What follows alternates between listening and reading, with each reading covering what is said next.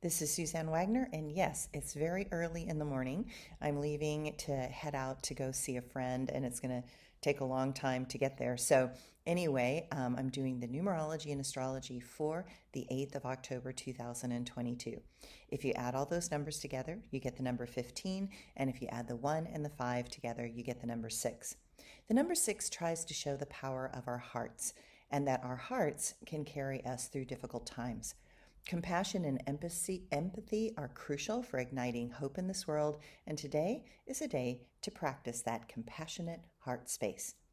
Too many are desperately uncomfortable, and such imbalance between the haves and the have-nots is something that undermines the stability of this world on levels that those with power do not see, as they place no value in the farmers, labor workers, and blue-collar workers of this world.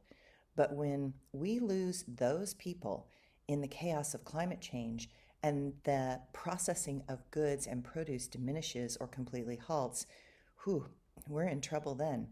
We need those that are in positions of power to become strong advocates for the working class and the tremendous jobs that they do to keep goods, food, and supplies flowing so that the manufacturing can continue.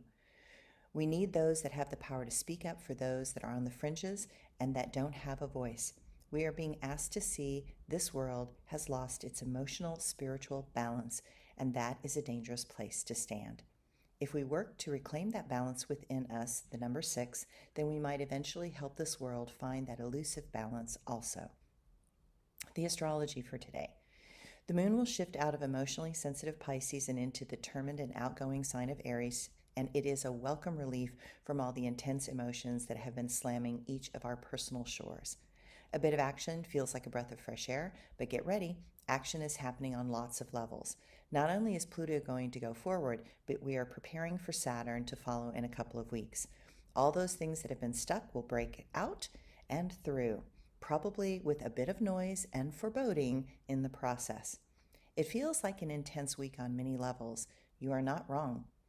Big changes are happening, and those things that have been quietly pushing at us are going to become a loud roar.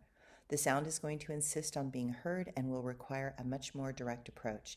There are many that have been having to let go of life and death on big levels.